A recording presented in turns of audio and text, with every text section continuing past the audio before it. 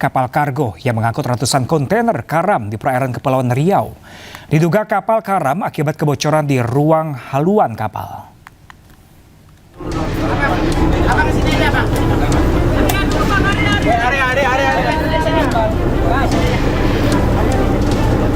Evakuasi terhadap 9 kru kapal Golden Star 1 berbendera Tanzania oleh petugas KSOP Batam berlangsung dramatis. Kapal ini berlayar dari Singapura menuju Pasir Gudang, Malaysia. Petugas Kesyah Bandaran dan otoritas pelabuhan KSOP Batam berjibaku menyelamatkan kru kapal. Kapal Golden Star dilaporkan mengalami kebocoran parah di bagian forepeak atau ruang haluan kapal. Akibatnya sebanyak 107 kontainer mengapung dan hanyut di laut lepas. Kondisi ini berpotensi membahayakan lalu lintas pelayaran di Selat Singapura yang merupakan salah satu jalur pelayaran tersibuk di dunia. Dan KSOP Batam langsung mengerahkan kapal patroli untuk yang pertama dilakukan adalah melakukan penyelamatan terhadap kru kapal yang saat kejadian tersebut sudah lompat jatuh ke laut, dan 9 kru tersebut kemudian dilakukan penyelamatan oleh KNP 376. Petugas KSOP bersama instansi terkait lainnya terus melakukan evakuasi terhadap kontainer yang masih mengapung di laut. Sementara 9 kru kapal sudah mendapat penanganan medis di salah satu rumah sakit swasta di Batam. Dari Batam, Kepulauan Riau, Gusti Yenosa, iNews melaporkan. Kebakaran sejumlah rumah di Jatipulo, Palmerah, Jakarta Barat. Lagi-lagi penyebabnya diduga korsleting listrik. Masih dia pokoknya gitu. Sebel banget. Kebakaran melanda 4 rumah warga di Jatipulo, Palmerah, Jakarta Barat. Besarnya kobaran api membuat warga panik. Air yang di masjid.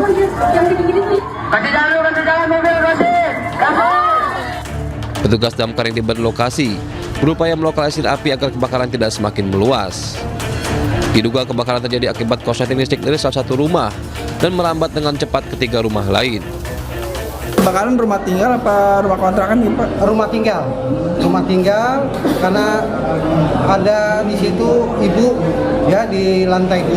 Mereka alhamdulillah selamat, langsung dievakuasi, dan sebelahnya juga ada ibu, semua dengan warga dievakuasi semua. Itu api dari atas atau dari bawah Pak? Dari lantai 2. Lantai 2 ya. Koslet. Api akhirnya bisa dipadamkan setelah 17 menit mobil damkar dikerahkan ke lokasi. Tidak ada korban jiwa dalam peristiwa ini. Dari Jakarta, Helmi Sajangbati, iNews melaporkan.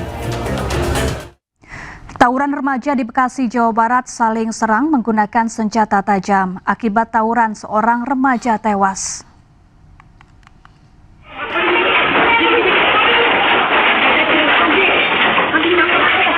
Dua kelompok remaja antar kampung terlibat aksi tawuran dengan senjata tajam di Jalan Underpass Tambun, Kabupaten Bekasi, Jawa Barat. Dalam kejadian ini, seorang remaja tewas dengan luka di sekujur tubuh akibat terkena senjata tajam. Pihak kepolisian memburu pelaku dan berhasil mengamankan 8 orang beserta sejumlah senjata tajam. Tadi kami sudah melakukan penyelidikan dan sudah mengamankan 8 orang. Namun demikian masih dalam pemeriksaan untuk menentukan apa peran masing-masing dari mereka. Kedelapan orang pelaku tawuran kini sedang dimintai keterangan oleh petugas kepolisian. Dari Kabupaten Bekasi, Jawa Barat, Didit Junaidi, Agus Rohim, iNews melaporkan. Mobil damkar ringsek tertimpa tiang beton proyek renovasi kantor Dinas Lingkungan Hidup DKI Jakarta di Kramat Jati, Jakarta Timur. Seorang petugas damkar yang ada di dalam mobil terluka. Damkar tertimpa. Satu unit mobil damkar rusak parah usai tertimpa tiang beton proyek renovasi kantor Dinas Lingkungan Hidup DKI Jakarta di kawasan Kramat Jati, Jakarta Timur. Petugas mengerahkan alat berat untuk mengevakuasi seorang anggota damkar yang berada di dalam mobil tersebut. Korban mengalami luka dan langsung dibawa ke Rumah Sakit Polri Kramat Jati. Kejadian berawal saat petugas damkar sedang melakukan penyemprotan untuk menghilangkan debu selama proyek renovasi gedung tersebut. Tiba-tiba beton sepanjang 20 meter tersebut roboh. Warga sempat mendengar suara dentuman saat kejadian. setahu saya kan soalnya saya lagi sibuk ngolak ya cuma tahu kruk gitu doang. Ya nggak sempat lihat. Mobil ya, melihat sih ya ada orang yang dibawa ambulan itu. Belum ada keterangan resmi dari petugas damkar ataupun Dinas Lingkungan Hidup DKI Jakarta.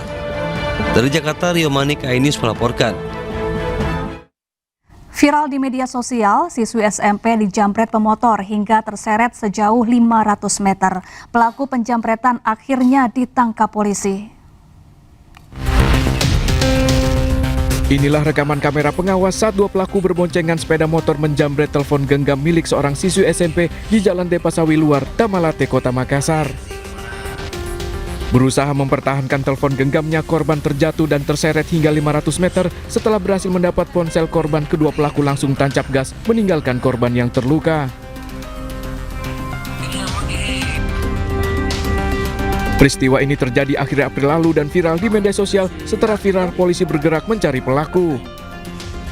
Sebulan kemudian, tim Resmo Polsek Tamalate akhirnya menangkap satu pelaku. Ia berperan sebagai eksekutor perampas telepon genggam korban. Dari nyanyian si eksekutor, polisi berhasil mengamankan satu pelaku lagi yang berperan sebagai joki. Kepada polisi, kedua pelaku mengaku telah merencanakan aksi penjamretan dan mencari korban secara acak, sementara barang bukti sudah mereka jual. Kedua pelaku kini telah diamankan di Polsek Tamalate, Makassar untuk menjalani proses hukum lebih lanjut. Dari Makassar, Sulawesi Selatan, Muhammad Nurbone, iNews melaporkan. Pemirsa, seorang siswi SD ditemukan tewas penuh luka di rumahnya di Sragen, Jawa Tengah. Saat ditemukan, korban masih mengenakan seragam sekolah.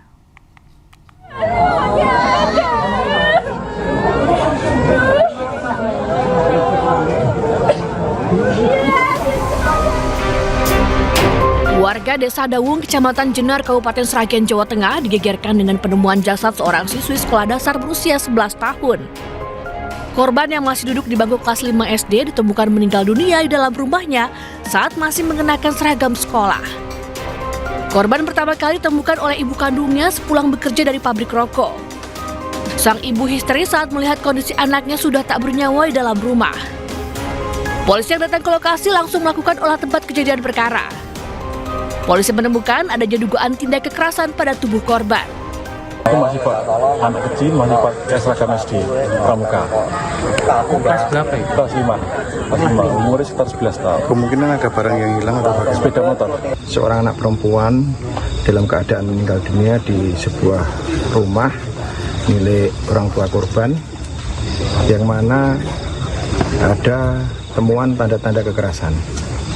Yang pertama itu. Kemudian yang kedua, untuk olah TKP ini masih berjalan dan hasil olah TKP nanti kita evaluasi tentunya dengan langkah-langkah kepolisian secara saintifik. Jenazah korban telah dievakuasi ke RSUD Dr. Suhadi Prijonegoro Sragen untuk diotopsi. Hingga kini polisi masih memeriksa sejumlah saksi untuk mengungkap penyebab pasti dan pihak yang terlibat dalam peristiwa ini. Dari Sragen, Jawa Tengah, Joko Biroso, iNews melaporkan. Seorang balita dianiaya ayah tirinya hingga terluka parah di permukiman padat di Tanah Abang, Jakarta Pusat. Pelaku menganiaya korban karena membuat adiknya menangis.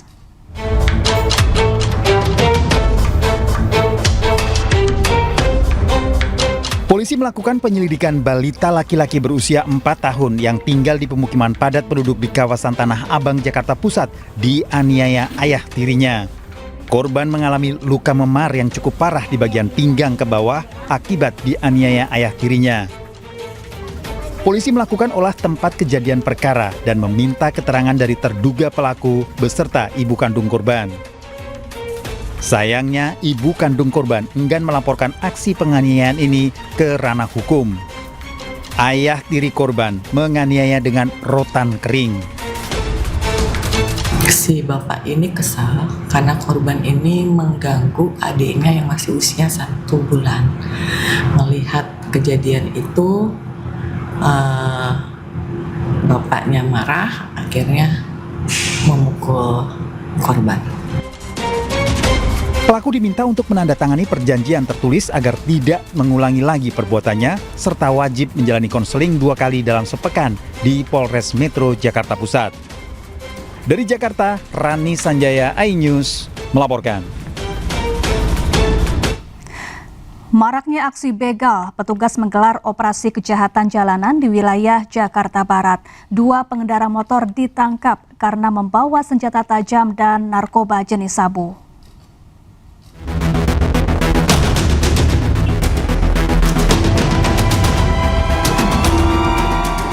Petugas gabungan TNI Polri dan Satpol PP melakukan patroli kejahatan jalanan di sejumlah wilayah Jakarta Barat.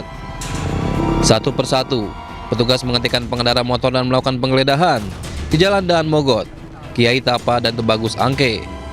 Saat berpatroli di Jalan Kebangkitan Raya Palmerah, petugas mendapati seorang pemuda membawa narkoba jenis sabu. Ayo Ben, kita dorong kantor Ben. Temennya bang? Mana temennya? Tadi ada temennya situ. Aduh. Mana ya? Sementara di Jalan Tubagus Angke, petugas mengamankan seorang pemuda yang membawa senjata tajam jenis golok. Patroli kejahatan akan digelar secara rutin untuk menciptakan keamanan dan kenyamanan masyarakat. Dari Jakarta, Miftahul Gani, iNews melaporkan. Ya, Komando Pusat Amerika Serikat merilis video serangan situs militer Iran di Goruk, Pulau Qesem.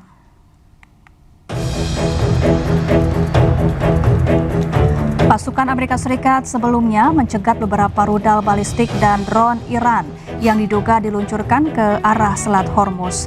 Pada serangan Iran tersebut, Amerika Serikat melakukan serangan balasan menggunakan rudal hingga menghantam situs radar pengawasan pantai Iran. Selain itu, Iran meluncurkan 7 rudal balistik ke arah Kuwait dan Bahrain beberapa jam setelah pasukan Amerika Serikat menembak jatuh 4 drone serang satu arah Iran yang menuju Selat Hormuz.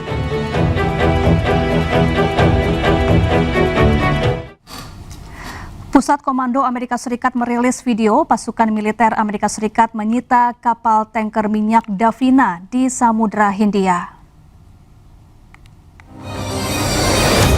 Operasi dilakukan oleh Komando Indo-Pasifik Amerika Serikat yang merupakan bagian dari penegakan sanksi maritim global guna mengganggu jaringan penyelundupan minyak ilegal dan menghentikan sumber pendapatan Iran. Kapal tanker tersebut ditemukan dalam keadaan penuh membawa muatan minyak mentah. Kapal Davina ini masuk dalam daftar target sanksi Amerika Serikat sejak Oktober 2024 akibat dugaan keterlibatan perdagangan minyak Iran.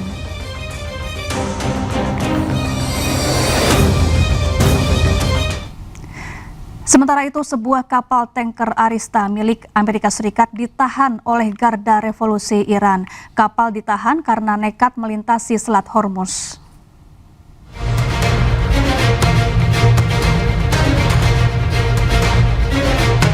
Garda Revolusi Iran merilis 4 kapal tanker mencoba melintasi Selat Hormuz tanpa izin dan tidak berkoordinasi dengan Iran.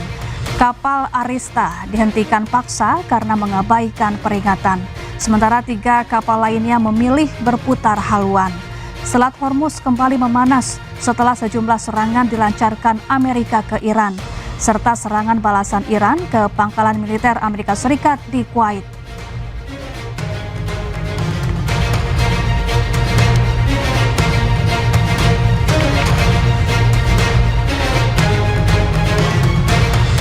Ya, setelah menjadi misteri berbulan-bulan, video kebakaran kapal induk USS Gerald R. Ford yang terjadi pada Maret lalu akhirnya terungkap ke publik. Kapal induk terbesar Amerika Serikat tersebut terdampak parah hingga harus menjalani perbaikan di Yunani.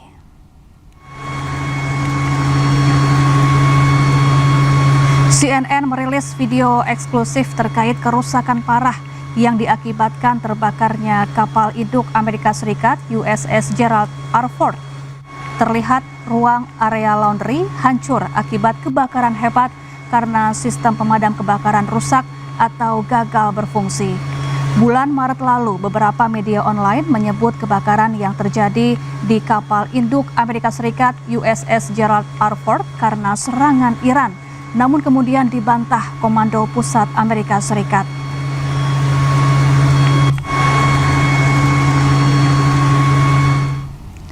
Ya, sebelumnya kapal induk Amerika Serikat terbesar USS Gerald R. Ford kembali berlayar menuju Timur Tengah pasca perbaikan di pangkalan militer Amerika Serikat di Teluk Souda, Pulau Kreta, Yunani. Kapal induk Amerika Serikat Gerald R. Ford terlihat mulai berlayar di perairan Yunani usai perbaikan akibat kebakaran. Kapal induk terbesar milik Amerika Serikat ini siap menjalankan kembali misinya dengan mengarah ke Laut Merah. Sebelumnya kapal induk Gerald R. Ford sempat ditarik saat eskalasi Amerika Serikat ke Iran sejak Maret 2026 lalu.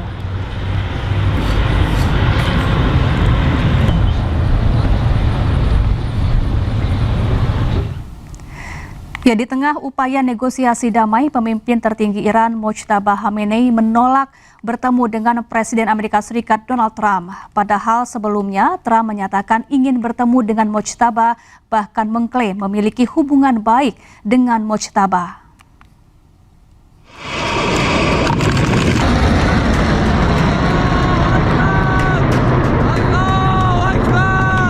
Iran menutup peluang pertemuan antara pemimpin tertinggi Mojtaba Khamenei dengan Presiden AS Donald Trump di tengah upaya perundingan damai kedua negara. Dalam wawancara eksklusif dengan CNN, penasihat militer senior untuk pemimpin tertinggi Iran Mohsen Rezai menegaskan pertemuan Mojtaba dan Presiden Trump tidak mungkin terjadi dalam situasi saat ini. How is the Supreme Leader doing? Is he fully in control of everything? And President Trump said that he would be honored to meet the Supreme Leader. This will not happen. Right now, we are in the first stage of negotiations, and Mr. Trump has brought the negotiations to a standstill. This will not happen. Padahal sebelumnya, Presiden Trump menyatakan keinginannya untuk bertemu dengan Mojtaba Khamenei untuk mengakhiri konflik. Menurutnya, Mojtaba memiliki peran yang sangat krusial dalam proses negosiasi dengan Iran. Trump bahkan mengklaim hubungannya dengan Mojtaba sejauh ini berjalan dengan baik.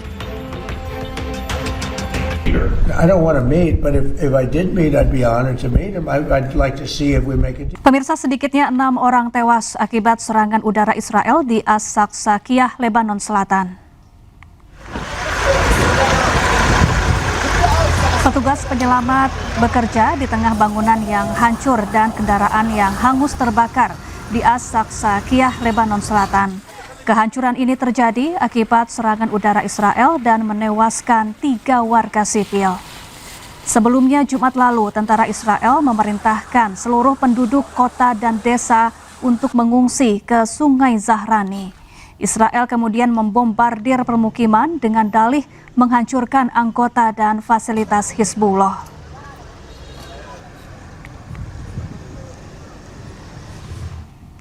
Sementara itu, sedikitnya 3 tentara tewas akibat serangan udara Israel yang menghantam sejumlah wilayah di Nabatiyeh, Lebanon Selatan.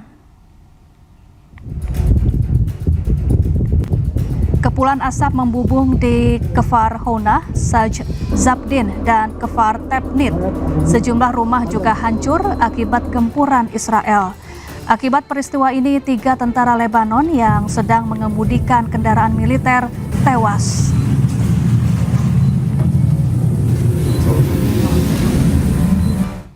Ya, kapal kargo yang mengangkut ratusan kontainer karam di perairan Kepulauan Riau. Diduga kapal karam akibat kebocoran di ruang haluan kapal.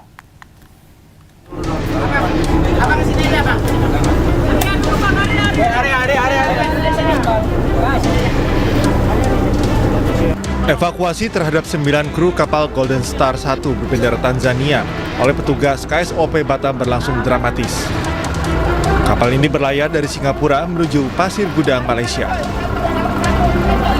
Petugas Kesyah Bandaran dan otoritas pelabuhan KSOP Batam berjibaku menyelamatkan kru kapal. Kapal Golden Star dilaporkan mengalami kebocoran parah di bagian forepeak atau ruang haluan kapal. Akibatnya sebanyak 107 kontainer mengapung dan hanyut di laut lepas. Kondisi ini berpotensi membahayakan lalu lintas pelayaran di Selat Singapura yang merupakan salah satu jalur pelayaran tersibuk di dunia. Dan KSP Polres Batam langsung mengerahkan kapal patroli untuk yang pertama dilakukan adalah melakukan penyelamatan terhadap kru kapal yang saat kejadian tersebut sudah lompat jatuh ke laut, dan 9 kru tersebut kemudian dilakukan penyelamatan oleh KNP 376. Petugas KSOP bersama instansi terkait lainnya terus melakukan evakuasi terhadap kontainer yang masih mengapung di laut. Sementara 9 kru kapal sudah mendapat penanganan medis di salah satu rumah sakit swasta di Batam. Dari Batam, Kepulauan Riau, Gusti Yenosa, iNews melaporkan. Kita ke informasi lainnya pemirsa, 3 orang remaja tersengat listrik saat duduk di balkon kafe. Akibatnya ketiga korban menderita luka bakar hingga 70%.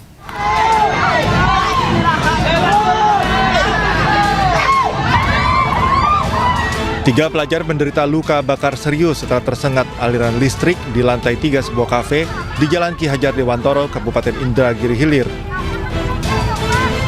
Menurut keterangan saksi mata, ketiga korban datang ke kafe untuk mengikuti turnamen game yang diadakan oleh pihak kafe. Hendak menunggu giliran, ketiga korban duduk di balkon kafe hingga satu korban terkena kabel listrik hingga tersetrum. 2 teman korban yang hendak menolong juga ikut tersetrum hingga tak sadarkan diri. Warga yang melihat kejadian ini berupaya mengevakuasi korban dan membawa ketiganya ke rumah sakit. Kami turun bentar, minta bantuan, baru ini. Tak lama itu datang orang naikkan tolong. Itu masih korban masih kejang-kejang kan. Tak lama itu baru dia terguling-guling, mau jatuh, hampir jatuh juga itu. Acara lagi turnamen yang itu pun udah hari kedua.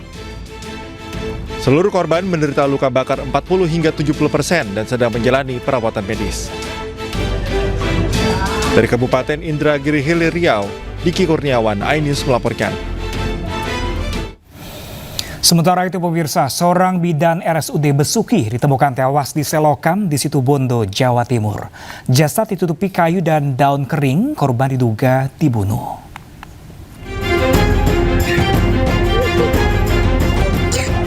Polisi melakukan penyelidikan di selokan tepi Jalan Pantura Banyu Glugur, Situbondo setelah mendapat laporan warga penemuan mayat. Jasad ditemukan ditutupi kayu dan daun kering. Korban diketahui berusia 34 tahun, seorang bidan di Rumah Sakit Umum Daerah Besuki diduga menjadi korban penganiayaan hingga tewas. Penganiayaan yang mengakibatkan korban meninggal dunia atau pembunuhan. Ini status korban sendiri apa dan bidan katanya? Menurut informasi yang kami dapat, korban merupakan bekerja sebagai bidan di rumah sakit. Saat ini kami sedang melakukan penyelidikan di mana keberadaan korban. Polisi mengamankan barang bukti, sandal, dan beberapa benda tumpul. Kasus ini ditangani Polres Situbondo. Dari Situbondo, Jawa Timur, Rizky Amirul Ahmad, iNews melaporkan. Kita beralih ke informasi lain pemirsa. Gubernur DKI Jakarta Pramono Anung meresmikan kegiatan Car Free Day di koridor Jalan HR Rasuna Said, Kuningan, Jakarta Selatan. Kegiatan CFD sekaligus jadi momentum Pramono untuk mengajak warga lakukan gerakan pilah sampah. Terima kasih Kak. Kegiatan Car Free Day di koridor Rasuna Said, Kuningan, Jakarta Selatan diresmikan Gubernur DKI Jakarta Pramono Anung. Kegiatan ini disambut baik warga Jakarta. Menurut Pramono, 95% warga Jakarta berharap CFD di Rasuna Said dapat terus berlanjut. Dalam kegiatan ini, Pramono juga menyuarakan gerakan pilah sampah. Pramono menggandeng artis Cinta Laura sebagai duta pilah sampah dan mengajak warga memilah sampah dari rumah untuk mengatasi masalah polusi dan sampah di Jakarta. Tamrin yang sekarang sudah sangat padat, hampir 40-50 ribu setiap minggunya. Di tempat ini saya meyakini karena aksesnya lebih gampang, Transjakarta bisa di sini, kemudian juga LRT, apakah itu dari Bekasi maupun dari Cibubur bisa sampai dengan tempat ini, sehingga akses dari luar Jakarta sangat gampang, sehingga saya yakin ini akan menjadi tempat pilihan masyarakat untuk bisa memanfaatkan selain berolahraga, bersilaturahmi, dan juga yang dari luar saya yakin banget lah bahwa tempat ini pasti akan menjadi tempat pilihan bagi masyarakat. Kalian hari ini juga kita gunakan momentum untuk Car Free Day di Rasuna Said ini untuk pilah sampah. Salah satu ambasador Duta Pilah Sampah adalah Cinta Laura yang memang mempunyai komitmen untuk pilah sampah dari awal, bukan karena Ingup 5 tahun 2026, tetapi memang cara behavior keluarga itu sudah seperti itu. Nah, yang ingin kami lakukan dengan mempunyai ambasador seperti Cinta Laura adalah habit atau behavior atau perilaku kita semua masyarakat, terutama untuk melakukan pilah sampah itu bukan hanya karena ada Ingup nomor 5 tahun 2026, tetapi memang sudah menjadi gerakan masyarakat. Adalah untuk mengingatkan semua orang, terutama generasi muda, bahwa ayo kita miliki tanggung jawab, ayo kita rubah habit-habit buruk kita, dan ayo kita pelan-pelan secara konsisten melakukan hal baik agar kita bisa melihat perubahan yang nyata di Indonesia darurat sampah dan pemerintah kini melakukan berbagai inovasi untuk menekan sampah. Pemerintah Jakarta berinovasi yaitu dengan metode biopori jumbo di tiap kelurahan atau kecamatan. Dan berikut laporan jurnalis iNews Hadisti Arifah dan juru kamera Tri Julianti. Pemirsa, Pemprov DKI Jakarta terus berupaya menekan volume sampah dengan berbagai inovasi. Salah satunya melalui pencanangan pengolahan sampah organik menggunakan metode biopori. Nah, ini menjadi salah satu program baru strategi dari Pemprov DKI Jakarta agar masyarakat dapat secara mandiri mengolah sampah mereka sebelum dibuang ke TPST Bantar Gebang. Nah, saat ini saya berada di kawasan Pondok Kelapa, Durensawit, Jakarta Timur. Baru saja Gubernur DKI Jakarta Pramono Anung hadir untuk meresmikan pencanangan pengolahan sampah menggunakan metode biopori jumbo. Nah, seperti apa sih metode atau prosesnya?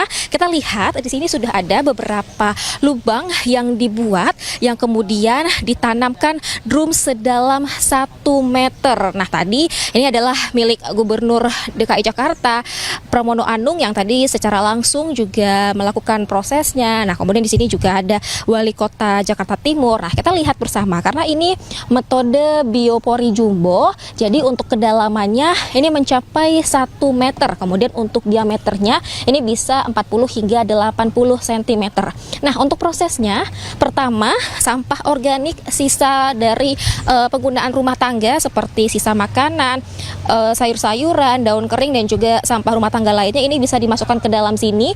Kemudian nanti ini di setiap sisinya sudah dibuatkan lubang sehingga akan membantu proses pembusukan dan memancing aktivitas biota tanah atau cacing tanah. Nah, kemudian dalam waktu 1 hingga 3 bulan akan menghasilkan kompos alami sehingga nanti ini juga akan memberikan manfaat bagi warga setempat. Nah, Gubernur DKI Jakarta menargetkan agar setiap RW bahkan setiap warga ini dapat menjalankan program ini secara mandiri sebelum sampah mereka dibuang ke TPST Bantar Gebang. Nah, warga pun juga terlihat menyambut secara antusias metode ini karena mereka dapat secara langsung mengolah sampah rumah tangga mereka, kemudian juga mendapatkan manfaat seperti kompos alami, kemudian juga ini dapat berfungsi sebagai penyerapan air hujan. Dari Jakarta, saya Hadisti Arifah dan Tri Julianti, iNews melaporkan.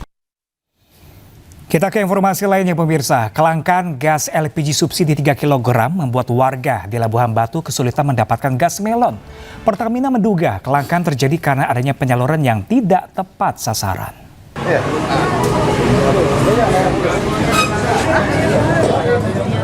Kelangkaan gas LPG subsidi 3 kg dikeluhkan dalam beberapa hari terakhir membuat sejumlah pangkalan di Kabupaten Labuhan Batu dipadati warga. Begitu pasokan gas tiba, warga langsung menyerbu untuk mendapatkan gas. Seperti di salah satu pangkalan gas di Rantau Prapat, warga menunggu sejak pagi karena mengaku sudah berkeliling namun tidak menemukan stok yang tersedia. Sidak pun digelar PT Pertamina Patraniaga bersama Forkopimda ke sejumlah pangkalan dan menemukan becak motor yang mengangkut puluhan tabung gas LPG subsidi. Berapa tabung nih? Kemungkinan karena adanya kenaikan konsumsi di masyarakat pasca Idul Adha. Lalu yang kedua adalah kemungkinan terjadinya penyaluran tidak tepat sasaran untuk konsumen-konsumen yang seharusnya tidak berhak menggunakan gas melon LPG bersubsidi. Bang, ini langkah dari Pertamina sendiri, Bang? Langkah dari Pertamina adalah yang pertama dari segi supply, kami memaksimalkan supply berdasarkan alokasi dan kuota yang ada untuk Labuhan Batu. Lalu kami juga menyalurkan tambahan sebanyak 6.720 tabung selama beberapa hari ke depan.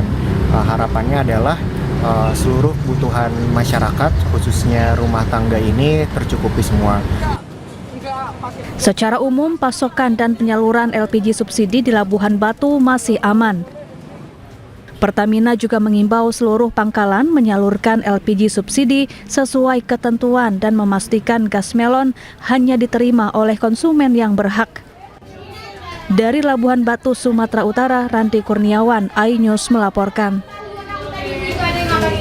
Di tengah rencana pemerintah menyesuaikan harga eceran tertinggi atau HET, ketersediaan minyak kita di pasar tradisional di Jakarta langka. Bahkan harga minyak kita ukuran 2 liter naik menjadi Rp40.000. Berikut laporan Yasmin Atania dari Pasar Palmerah. Ya, baik, selamat siang juga pemirsa. Terkait dengan harga dan juga ketersediaan minyak kita di Pasar Palmerah Jakarta Pusat ini masih menjadi sorotan dari pihak pedagang. Berdasarkan pemantauan kami, untuk minyak kita kemasan 1 liter masih terpantau kosong di sejumlah toko, sementara tersedia minyak kita berukuran 2 liter ini dijual di kisaran Rp32.000. Namun dengan stok yang terpantau terbatas. Nah, berdasarkan keterangan pedagang, dalam kondisi tertentu harga bahkan bisa menembus sekitar Rp39 hingga Rp40.000 per 2 liter, terutama jika pasokan ini tidak berasal dari Bulog, karena hanya ada sejumlah toko di Pasar Palmerah ini, hanya ada 4 toko sembako yang mendapatkan pasokan dari Bulog dikarenakan sudah lulus syarat administrasinya, salah satunya ada memiliki nomor induk berusaha atau NIB. Sementara untuk di toko sembako lain ini mendapatkan pasokan dari agen-agen sehingga ada perubahan stok maupun harga yang dijual kepada masyarakat. Dan untuk mengetahui lebih lanjut terkait dengan berapa pastinya harga minyak kita di salah satu toko di Pasar Palmerah ini dan juga ketersediaannya seperti apa, saya akan bertanya langsung kepada salah satu pedagang di sini. Selamat siang, Ibu, izin untuk wawancara sebentar. Ibu dengan Ibu siapa, Bu? Ibu Tika. Ibu Tika. Ibu Tika, untuk di toko sembako Ibu ini sendiri terkait dengan ketersediaan dan juga harga minyak kita seperti apa, Bu, saat ini? Kalau untuk minyak kita alhamdulillah sih saya stok masih ada, cuma menipis ya. Karena memang dari Bulognya memang pengirimannya agak terlambat. Menanyakan sih tidak, cuman paling dia ya hanya menanyakan ada nggak minyak 1 liter gitu. Kita jawab aja nggak ada, mereka sih tidak menanyakan lebih lanjut. Harapannya semoga minyak kita itu segera terrealisasi untuk semua kios itu mendapatkan. Jadi semua kita rata ya, ada minyak kita semua sehingga masyarakat itu bisa mendapatkan minyak kita dengan mudah. Dan untuk harga sebisa mungkin kan saya dengar-dengar harga headnya mau naik ya. Kalau bisa dengan harga yang sekarang aja, minyak kita menurut saya sudah mahal ya. Kalau kita dapat Bulog mungkin harga masih terjangkau. Cuma kalau kita kehabisan dari Bulog, otomatis kita akan ngambil dari luar. Di luar Bulog pasti lebih mahal. Nah, kalau dinaikkan lagi itu nanti harganya nyampe berapa? Apakah nggak membebani masyarakat dalam keadaan ekonomi Indonesia yang tidak baik-baik aja saat ini kan? Terima kasih banyak Ibu Tika atas waktu dan informasinya ya, Bu. Ya, Indra dan juga pemirsa, itu tadi wawancara kami dengan salah satu pedagang sembako di Pasar Palmerah Jakarta Barat, dan pedagang pun berharap agar stok atau ketersediaan minyak kita di pasaran dapat kembali normal sehingga masyarakat memiliki akses lebih untuk mendapatkan minyak rakyat dengan harga yang terjangkau. Kembali ke studio. Sementara itu pemirsa, harga beras di sejumlah pasar tradisional di Purwakarta, Jawa Barat melambung di atas harga eceran tertinggi. Kondisi ini dikeluhkan pembeli dan mereka pun terpaksa mengurangi jumlah pembelian.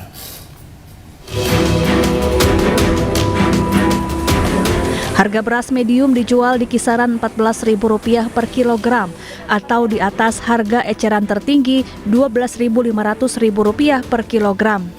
Untuk beras premium dijual lebih mahal lagi, di kisaran Rp16.000 per kilogram dari awalnya Rp14.000. Warga pun terpaksa mengurangi jumlah pembelian disesuaikan dengan kondisi keuangan keluarga. Pada naik, pada mahal. pada mahal.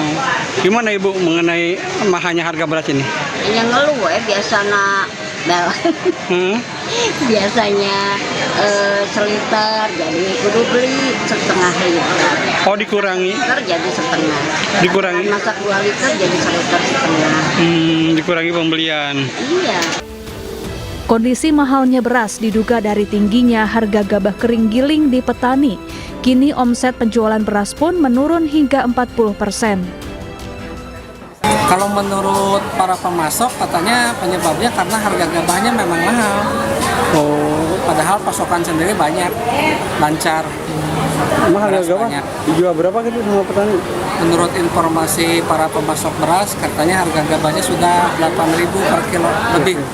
Warga berharap harga kebutuhan pokok bisa stabil agar tidak memberatkan. Apalagi kondisi saat ini yang sangat rentan karena dampak melemahnya rupiah yang menyebabkan kenaikan harga dan menurunnya daya beli masyarakat. Dari Purwakarta, Jawa Barat, Irwan Saputra, iNews melaporkan. Melemahnya rupiah membuat harga kedelai impor melonjak drastis. Perajin tempe dan tahu di sejumlah daerah memilih mengecilkan ukuran demi bisa bertahan.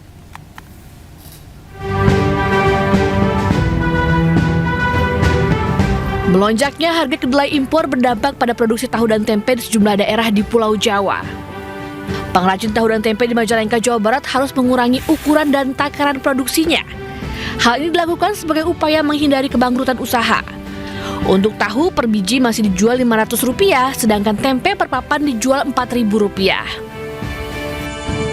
Sementara Tegal, Jawa Tengah, karena membengkaknya biaya produksi serta mahalnya harga plastik pembungkus tempe, mendorong para perajin tempe menaikkan harga jual tempe. Harga tempe yang dijual semula Rp10.000 ukuran 1 kg menjadi Rp13.000. Hal ini dilakukan karena sebulan terakhir harga kedelai sudah 2 kali naik.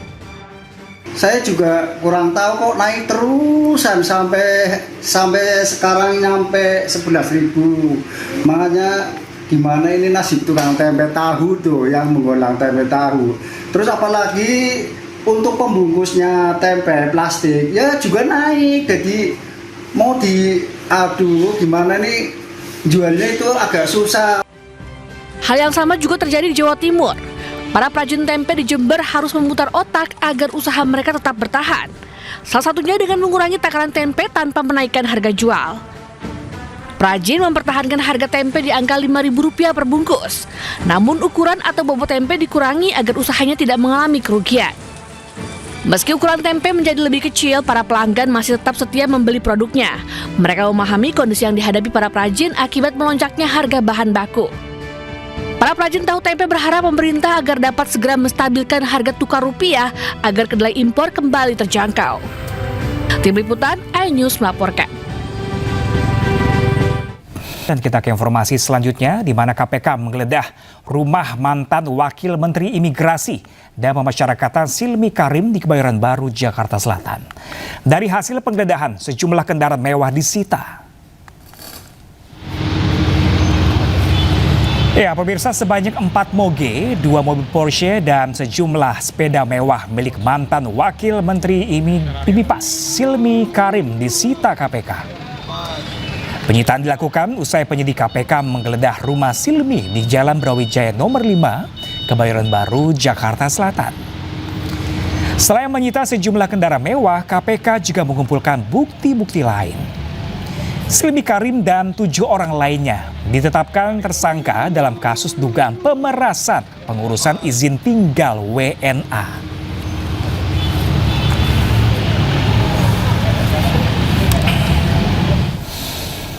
Sementara itu, pemirsa, KPK menggelar lelang barang mewah sitaan koruptor mulai dari sepatu, ponsel, hingga mobil. Total, pemirsa, ada 106 barang dari 26 terpidana korupsi. Berikut laporan rekan kami Jan Cahyani dari Rumah Penyimpanan Benda Sitaan dan Barang Rampasan KPK di Cawang, Jakarta Timur. Berikut ini. Pemirsa, Komisi Pemberantasan Korupsi atau KPK kembali mengumumkan pelaksanaan lelang barang hasil rampasan negara dari tindak pidana korupsi, dan ini di belakang saya ini ada beberapa mobil yang menjadi barang yang akan dilelang. Nah, dan tanggal lelangnya ini ada di tanggal 18 Juni nanti. Untuk rincian barang-barang yang dilelang ini diantaranya ada 7 unit mobil, kemudian ada unit sepeda motor, ada telepon genggam, ada aksesoris, kemudian ada mesin face recognition dan juga ada robot disinfektan. Dan ini pemirsa, untuk totalnya yang dilelang secara nasional terdapat 106 lot barang, dan ini berasal dari 26 terpidana korupsi yang kasusnya sudah inkrah. Dan dengan nilai total aset yang dilelang ini mencapai sekitar 311 miliar rupiah. Dan untuk barang yang paling mahal yang dilelang ini ada tanah dan bangunan di Bali dengan nilai sekitar 59,06 miliar rupiah. Dan pemirsa, nanti untuk proses lelangnya sendiri ini yang akan dilaksanakan pada tanggal 18 Juni 2026. Tapi selain itu, ini karena lelangnya bersifat online atau daring dan secara terbuka, jadi para penawar yang akan mengikuti lelang ini bisa memantau seperti itu harga-harga atau nominal-nominal lelangnya bagi semua yang mengikuti. Dan selain itu juga pemirsa, di tanggal 11 Juni nanti ini yang ingin menawar atau yang ingin mengikuti lelang juga dapat melihat langsung barang-barangnya di sini seperti apa, sehingga mereka bisa memasukkan nominalnya untuk nantinya pelaksanaan lelang tanggal 18 Juni 2026. Dan ini salah satunya juga pemirsa, ada sepeda motor yang juga masuk ke daftar barang yang dilelang untuk periode Juni 2026 ini pemirsa. Dan tentu saja ini baru sebagian atau ini baru barang lelang yang untuk bulan Juni. Dan tentu saja tadi kami juga sudah mendapatkan informasi dari Direktur Pelacakan Aset, Pengelolaan Barang Bukti dan Eksekusi di KPK. Ini semuanya akan dilaksanakan secara terbuka, sehingga untuk step-stepnya lebih lanjut ini juga sudah tertera di website resmi dari KPK itu sendiri. Bagi semua yang ingin melakukan atau mengikuti lelang sendiri bisa dilihat sistemnya seperti apa. Dan tentu saja di tanggal 11 Juni ini bisa langsung melihat barangnya seperti apa dan bisa melakukan lelang di tanggal 18 Juni 2026. Dari Jakarta, Jen Cahyani bersama juru kamera Dila Aulia, iNews melaporkan. Menteri Hukum Supratman Andi Aktas menyebut walaupun Dadan CS dan Silmi Karim telah ditetapkan sebagai tersangka korupsi, namun menurut Supratman semuanya masih dalam proses hukum hingga asas praduga tak bersalah masih berlaku.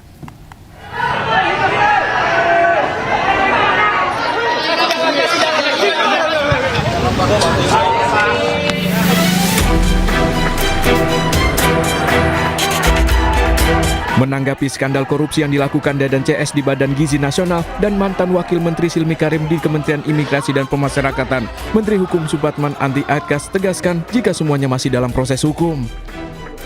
Walaupun Dadan CS dan Silmi sudah menjadi tersangka, namun menurut Supratman semuanya masih dalam azas praduga tak bersalah dan menunggu proses hukum berlangsung.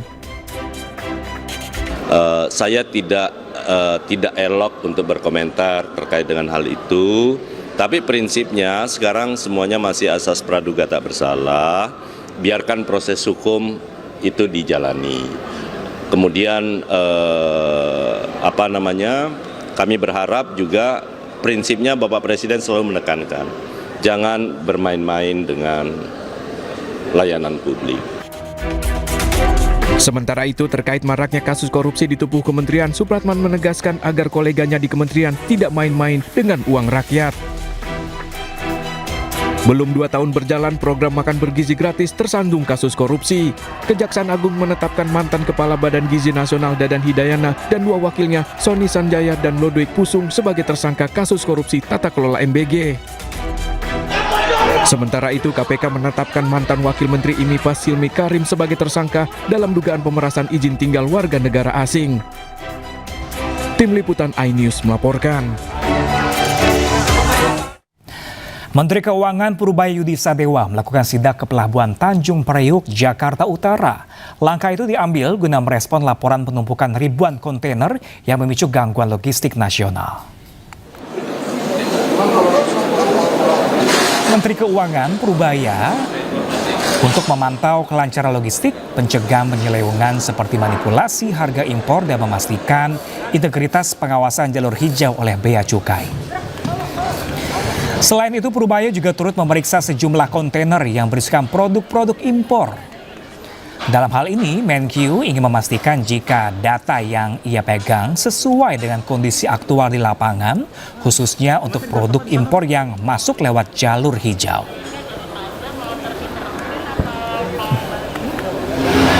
Tanjung Priuk, suratnya yang belum diproses sampai 3.000 surat, dan itu berkaitan dengan kontainer sebanyak 3.100.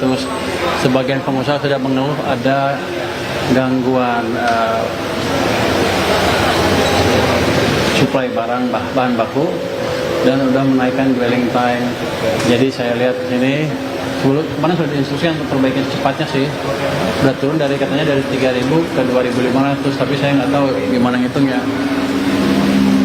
Tadi saya tanya masalahnya apa, ada beberapa masalah, katanya sebetulnya untuk saya nggak masuk akal, peningkatan jumlah barang masuk, sehingga prosesnya lambat di sini. Kalau masalahnya itu saya minta untuk tambah proses. Kita ke informasi lainnya pemirsa, acara Festival Tari di Kota Tua digelar hari ini dari pukul 7 pagi tadi hingga pukul 11 siang tadi pemirsa, di mana Festival Tari tahun ini merupakan rangkaian perayaan HUT ke-499 Jakarta, di mana acara tari massal ini juga menampilkan medley tarian Betawi. Berikut laporan dari jurnalis iNews Ahmad Muharlin di kawasan Kota Tua, Jakarta. Selamat siang Indra dan juga pemirsa, kawasan Kota Tua Jakarta ini tadi ramai begitu dikunjungi oleh sejumlah wisatawan ataupun pengunjung yang ingin menyaksikan sejumlah penampilan dari festival tari yang mana untuk sebagai perayaan hari ulang tahun Jakarta. Tadi sejumlah kesenian tari dan budaya juga sempat mengisi kawasan Kota Tua untuk dalam rangka perayaan hari ulang tahun Jakarta yang ke-499. Di antaranya tadi ada kesenian tari dari Belantara Budaya Indonesia, dan untuk mengetahui seperti apa tadi jalannya acara tari-tarian budaya Belantara Budaya Indonesia, kami sudah bersama dengan founder dari Belantara Budaya Indonesia, Mbak Diah ya Mbak. Betul Mas. Bisa dijelaskan nggak tadi soal kegiatan yang tadi baru saja selesai ya Mbak ya? Bisa dijelaskan Mbak? Baru saja selesai acara kami untuk peringatan HUT DKI Jakarta ke-499 dan juga HUT-nya BBI yaitu Belantara Indonesia yang ke-13. Dan tentunya acara ini kali ini lebih seru karena kita mengundang embassy. Ada embassy Rusia, ada Thailand, ada Pakistan, ada Jepang, dan juga ada Belanda. Tari-tarian tadi boleh disebutkan ya tari apa aja, terus dari mana aja? Tari-tarian kalau hari pertama kita menampilkan berbagai negara, ada Rusia, ada Turki, ada Jepang, tapi kali ini spesial banget yang di hari Minggu closing kita nampilin tari-tarian Betawi, ada topeng keprak, tari kembang condet, terus kembang siantar. Terima kasih Mbak. Halo, ini semua ini tadi peserta yang sudah tampil nih bisa dilihat dari dong. Selamat ulang tahun DKI Jakarta.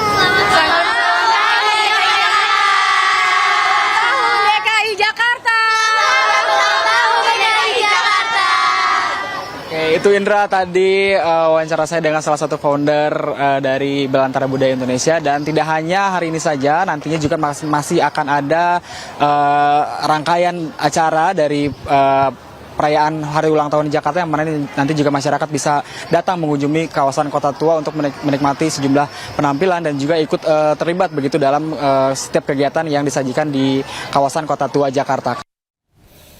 Pernikahan unik di tanggal yang unik dilakukan pasang pengantin di Tegal, Jawa Tengah. Tamu undangan mendapat hadiah sengatan lebah hingga hadiah sayuran.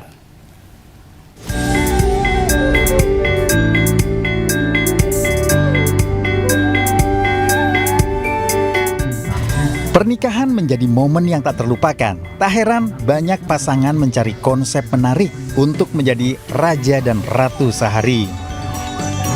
Herdiansah warga Jakarta dan Widi Asmara asal Kota Tegal menggelar pernikahan tak biasa di tengah sawah di kaki Gunung Slamet di Desa Tuel Bojong, Tegal. Pernikahan unik di tanggal 6 bulan 6 tahun 2026 ini mempelai pengantin menyediakan souvenir cenderamata yang tak biasa. Souvenir berupa sayuran segar, buah-buahan, umbi-umbian, bibit tanaman, bahkan madu langsung dari sarang lebah dan terapi sengatan lebah agar awet muda. Para tamu undangan pun mengaku terkesan dengan resepsi pernikahan ini karena belum pernah menemui acara di tempat lain, terutama saat diberi sengatan lebah.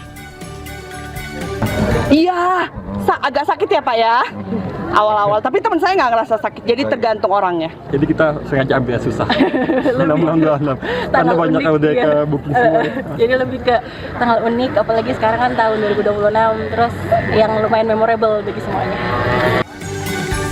Pernikahan di hari unik berkomitmen menjalani kehidupan bersahaja, jujur, selaras dengan alam. Dari Tegal, Jawa Tengah, Unibar iNews melaporkan. Kita ke informasi selanjutnya pemirsa. Kabur usai menyenggol seorang pengemudi ojek online. Mobil minibus diamuk warga di Jalan Kiai Mas Mansur, Tanah Abang, Jakarta Pusat.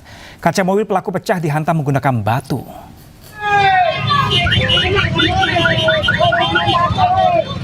Mobil ini dihentikan paksa oleh pengendara dan pengemudi ojol saat melintas di Jalan Kiai Haji Mas Mansur, Tanah Abang, Jakarta Pusat. Warga yang emosi merusak mobil menggunakan batu dan kayu hingga kaca mobil pecah. Seorang warga yang nekat naik ke kap mobil ketakutan karena pengemudi kembali melajukan kendaraannya. Mobil akhirnya terhenti setelah terjebak macet. Pengemudi mobil dibawa ke Polsek Metro Tanah Abang.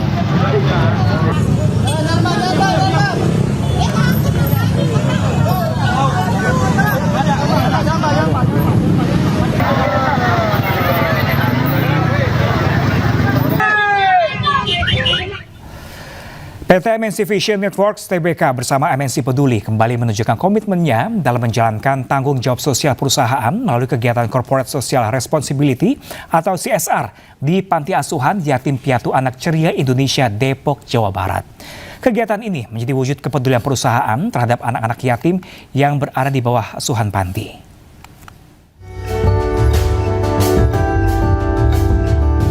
PT MNC Vision Network (TBK) bersama MNC Peduli menyalurkan berbagai bantuan ke panti asuhan yatim piatu anak ceria berupa seragam sekolah, bingkisan, dan kebutuhan makanan sehari-hari.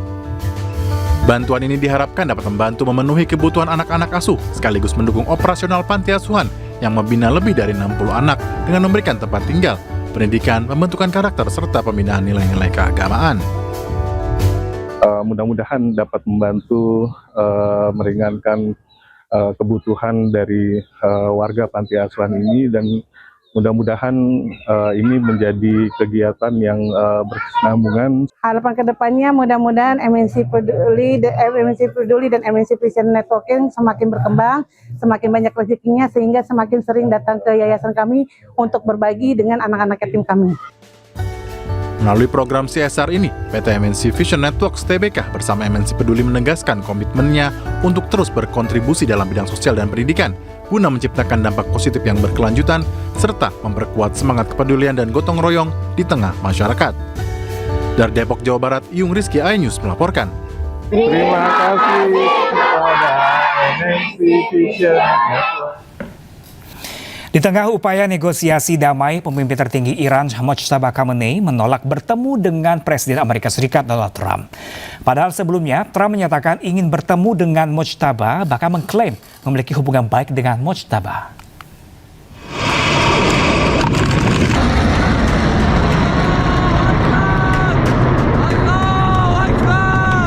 Iran menutup peluang pertemuan antara pemimpin tertinggi Mojtaba Khamenei dengan Presiden AS Donald Trump di tengah upaya perundingan damai kedua negara.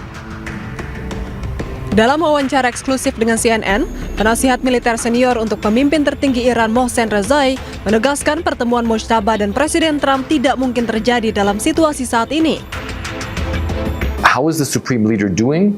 Is he fully in control of everything? And President Trump said that he would be honored to meet the Supreme Leader. This will not happen. Right now, we are in the first stage of negotiations, and Mr. Trump has brought the negotiations to a standstill. This will not happen. Padahal sebelumnya, Presiden Trump menyatakan keinginannya untuk bertemu dengan Mojtaba Khamenei untuk mengakhiri konflik. Menurutnya, Mojtaba memiliki peran yang sangat krusial dalam proses negosiasi dengan Iran. Trump bahkan mengklaim hubungannya dengan Mojtaba sejauh ini berjalan dengan baik. I don't want to meet, but if I did meet, I'd be honored to meet him. I'd like to see if we make a deal. But if we make a deal, it's possible that I would meet him. I'd be here in the U.S. White House. I don't know. I haven't really heard too much about it. It's not, I didn't suggest it, but some people have suggested it. If it happened, it would happen. Penolakan Iran muncul saat hubungan AS dan Iran kembali memanas.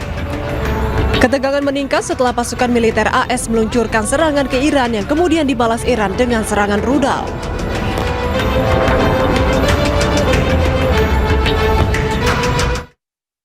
Di tengah ketegangan geopolitik dan masalah visa, timnas sepak bola Iran berangkat ke Meksiko untuk persiapan Piala Dunia 2026. Timnas sepak bola Iran berangkat dari Turki menuju pusat pelatihan di Meksiko.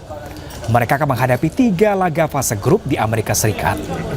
Sementara itu, para pejabat dan staf manajerial timnas Iran batal berangkat ke Meksiko lantaran visa mereka ditolak. Karena masalah visa ini, timnas Iran juga memindahkan basis pelatihannya dari Tucson di Arizona ke Tijuana di Meksiko. Adapun masalah visa ini terjadi setelah Amerika Serikat mengambil langkah untuk memblokir siapapun yang terafiliasi dengan Korps Garda Revolusi Islam Iran.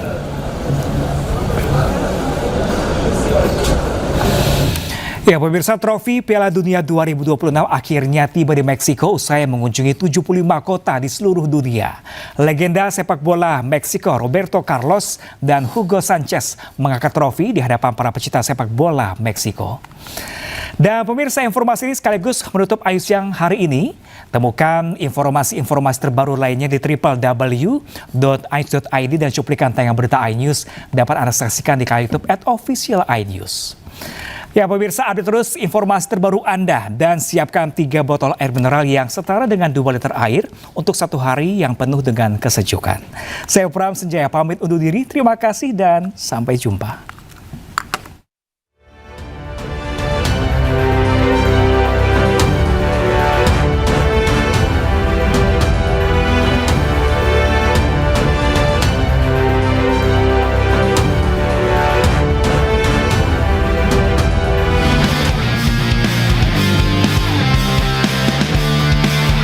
Kota Meksiko menyambut trofi resmi Piala Dunia 2026 sebagai pemberhentian terakhir dalam tur promosi global. Legenda sepak bola Meksiko Roberto Carlos dan Hugo Sanchez mengangkat trofi di hadapan para pemain sepak bola serta warga Mexico City. Trofi ini memiliki tinggi hampir 30 cm dengan berat lebih dari 6 kg dan terbuat dari emas 18 karat. Nantinya, trofi ini akan diangkat oleh timnas sepak bola yang berhasil memenangkan gelar juara Piala Dunia. Está increíble, es la tercera vez que vengo a tomarme fotos con la Copa FIFA y yo tuve la suerte cuando era niña en el Mundial del 70, tenía 5 años y mi mamá nos llevó a conocer la Copa Jules Rimet, entonces estoy con mi hermana junto con el trofeo, entonces estoy con el Jules Rimet y con la Copa FIFA ahora. Sebelumnya, trofi Piala Dunia ini telah mengunjungi 75 kota di seluruh dunia. Adapun Piala Dunia 2000